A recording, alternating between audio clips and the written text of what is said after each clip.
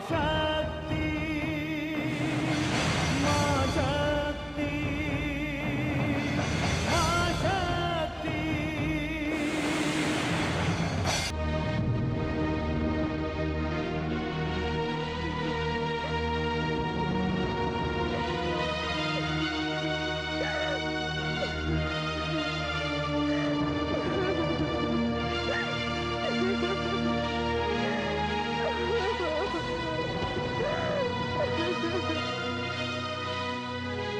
स्वामी,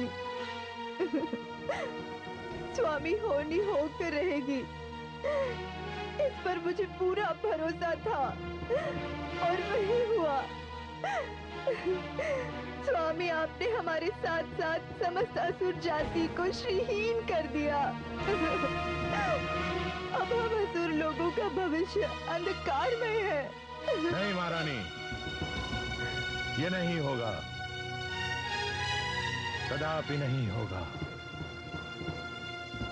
हम धनुपुत्र रंभ एवं करम इसका प्रतिशोध लेंगे। इस देवासुर संग्राम में असुरों की पराजय और महान वीर असुर सम्राट तारकासुर की मृत्यु से असुर समुदाय को अपार आघात पहुंचा है। इससे देवताओं का पलड़ा भारी हो गया है और असुर सेना दुर्बल हो गई है। हमें फिर से अपनी शक्ति को बढ़ाना है, फिर से अपार शक्ति एकत्रित करनी है, ऐसी शक्ति जो देवताओं को फिर से हमारे समक्ष घुटने टेकने के लिए विवश करते।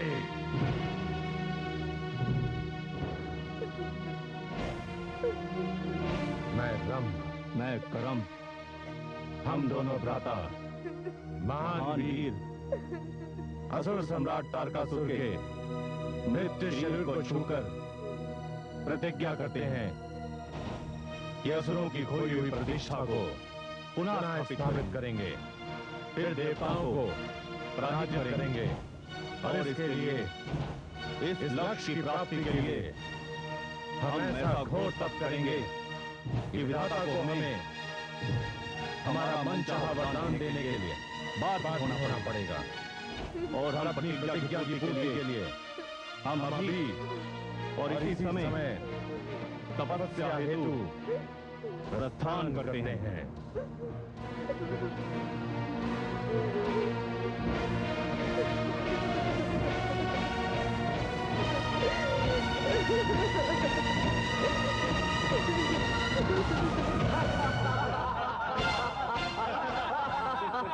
समस्त देवगणों, आज सचमुच उत्सव मनाने का दिन है।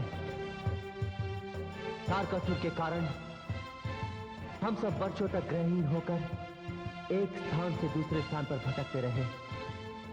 आज हमें अपना स्थान, अपनी शक्ति, अपना सम्मान पुनः प्राप्त हो चुका है। तारकासुर की मृत्यु के उपलक्ष्य में मैं 1 वर्ष तक देवलोक में समारोह मनाने की घोषणा करता हूं। ठहरिए देवराज, क्या बात है वरुण देव? देवराज, कदाचित हमारी प्रसन्नता की घड़ियां बड़ी सीमित हैं। मैं आपका अर्थ नहीं समझा वरुण देव। देवराज, धनुपुत्र महादानव रंभ तथा महादानव करम ने यक्षों को प्रसन्न करने के लिए घोर तपस्या आरंभ कर दी है। तपस्या? कैसी तपस्या वरुण देव? महादानव करम ने जल में तथा महादानव रंभ ने अग्नि में एक ऐसे पुत्र प्राप्ति के लिए तपस्या आरंभ कर दी है जो हमें हमारे ही इंद्रलोक से निकाल सके। रंभ और करम दोनों ही निसंतान हैं। नहीं नहीं वरुण देव, ये नहीं हो सकता, नहीं हो सकता ये। अब मैं ये कदापि नहीं होने दूंगा। समझ में नहीं आता इन दानवों को मुझसे तथा मेरे इंद्रलोक से इतना बैर क्यों है। स्वतंत्रता की हम एक पूरी सांस भी नहीं ले पाए कि ये नया संकट उत्पन्न हो गया। आप समस्त देवगण निश्चिंत रहे, मैं रंभ और करम को उनकी तपस्या पूर्ण नहीं करने दूंगा। मैं इसी समय, इसी क्षण वहां जाता हूं जहां करम जल में और रंभ अग्नि चक्र में तपस्या कर रहा है। आप सभी निश्चिंत होकर इस समारोह का आनंद लीजिए। यह कार्य मैं करूंगा, केवल मैं। ओम यक्षाय नमः। ओम यक्षाय नमः। ओम यक्षाय नमः।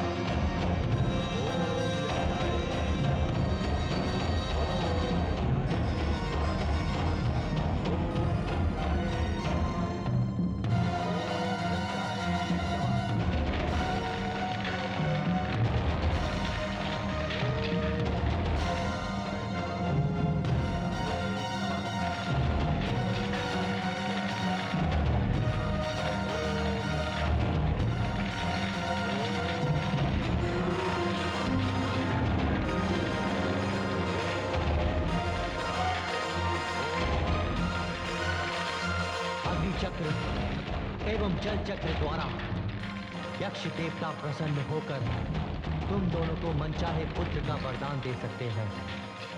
मैं जानता हूं कि यक्षों में भी वरदान देने की क्षमता होती है, किंतु मैं तुम्हें एक योग्य ही नहीं छोड़ूंगा। यक्ष हम देवताओं के मित्र हैं, इसलिए मैं उन्हें ज्ञात ही नहीं होने दूंगा कि कर्म की जीवन लीला मेरे द्वारा समाप्त हुई है।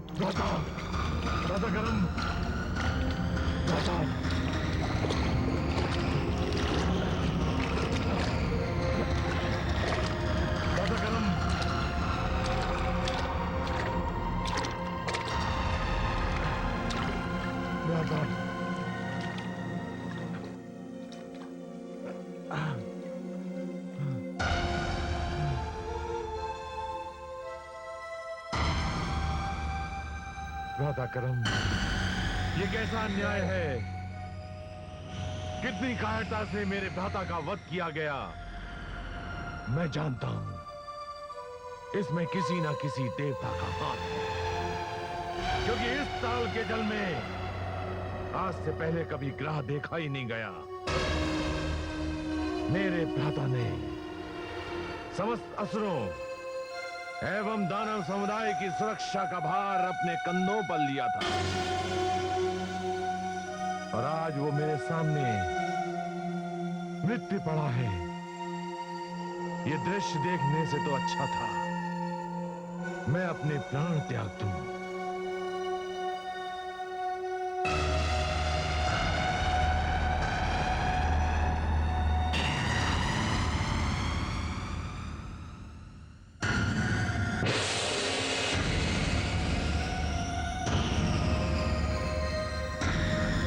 हे भ्राता, जिस प्रकार आपने अपने प्राणों की बलि दे दी है, मैं भी जाकर अपना मस्तक इस अग्नि को भेंट कर दूंगा।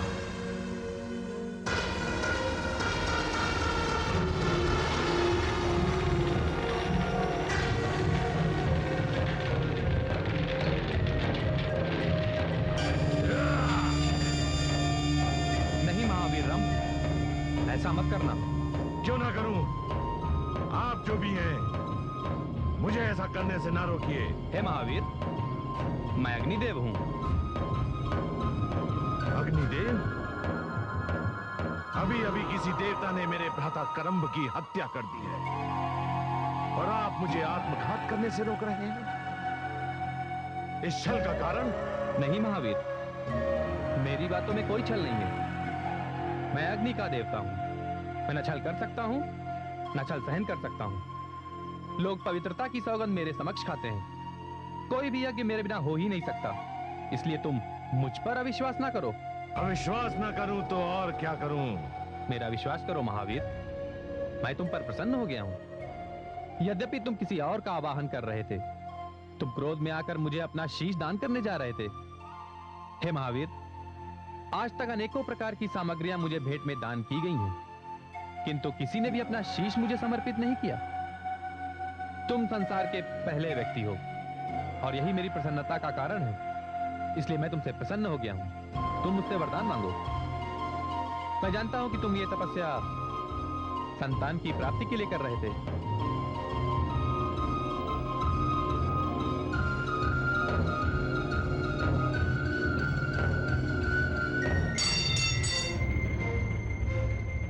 सत्य कहा आपने। यदि सचमुच आप मुझ पर प्रसन्न हैं, तो मुझे ऐसी संतान का वर दीजिए, ऐसे पुत्र का वर दीजिए जो आपसे अधिक ज्वलित हो और तीनों लोकों पर विजय प्राप्त करने वाला हो। तथास्तु। हे महादानवरम, मैंने ये वरदान तुम्हें दिया। यहां से जाते हुए मार्ग में तुम जिस किसी भी स्त्री पर मोहित हो जाओगे, उससे तुम्हें मुझसे भी अधिक प्रखर संतान उत्पन्न होगी।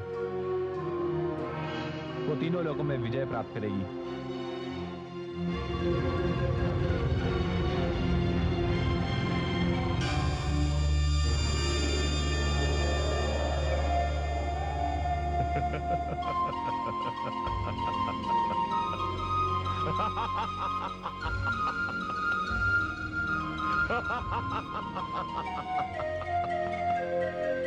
भ्राता करम, आपका बलिदान व्यर्थ नहीं गया। हमारा जो उद्देश्य था वो पूरा हो गया। और ये कितने आश्चर्य की बात है कि मुझे हमारे सदैव के शत्रु देवताओं से ये वरदान मिला है।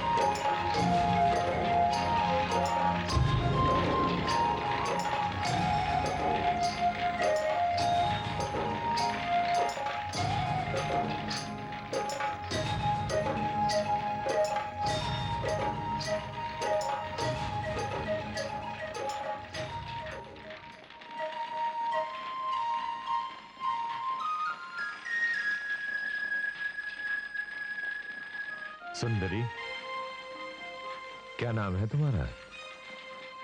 मेरा नाम मोहिनी है। विश्व मोहिनी कहो सुंदरी, विश्व मोहिनी। तुम्हारा ऐसा रूप कि इस पे पाषाण भी अपना हृदय निछावर कर दे। फिर मैं तो जीता जागता हाड़ मांस का दानव हूं। तुम जो भी हो, तुम्हें देखते ही ऐसा लगा जैसे मैं युग युग से तुम्हारी प्रतीक्षा कर रही थी। तुम पर दृष्टि पड़ते ही तुम मन को भा गए। तुम पर अपना सर्वस्व निछावर करना क्यों चाहती हूँ, ये तो मैं नहीं जानती। किंतु मैं जानता हूं, मुझे अग्निदेव का वरदान है कि मैं अपने मार्ग में प्रथम बार जिस स्त्री को देखूंगा वो मुझ पर मोहित हो जाएगी। और ये सत्य है कि मैं तुम पर मोहित हो चुकी हूँ। आगंतुक, तुम्हारा नाम क्या है? मेरा नाम रंभ है, धनुपुत्र रंभ। तो ठीक है, एक कार्य करो, मुझसे गंधर्व विवाह कर लो और जितना शीघ्र हो सके मुझे यहाँ से कहीं दूर ले चलो। क्यों? दूर क्यों? इसलिए कि मैं महेश प्रजाति की स्त्री हूँ। अपनी जाति के अतिरिक्त अन्य किसी जाति से मैं विवाह नहीं कर सकती। प्रातःकाल होते ही, मदिरा का प्रभाव हटते ही ये सब लोग मुझे ढूंढेंगे। और वो देखो, वो भैंसे जैसा मुझ पर अपने प्राण निछावर करता है। बहुत वीर है वो। वो तुम्हारे प्राण ले लेगा। इसलिए यहाँ से कहीं दूर ले चलो। सुंदरी, एक प्रश्न पूछूं? पूछो। तुम्हारा इसका साथ पुराना है और मुझे तुमने अभी अभी देखा है, फिर तुम इसका साथ छोड़कर मेरे साथ क्यों जाना चाहती हो? उत्तर तो मुझे भी नहीं पता। हाँ, मन ये कह रहा है कि मैं केवल तुम्हारे लिए ही बनी हूं। और सच पूछो तो मुझे अपने मुखिया का बेटा जीवा कभी भी अच्छा नहीं लगा। चलो, यहाँ से थोड़ी ही दूर पर हमारे देवता का मंदिर है। वहां 2 मालाएं रखी रहती हैं। हम चलकर गंधर्व विवाह कर लेते हैं। चलो। चलो मोहिनी, अब मुझे पूरा विश्वास हो गया है कि तुम ही वो स्त्री हो जिससे मुझे त्रिलोक विजेता संतान की प्राप्ति होगी। चलो।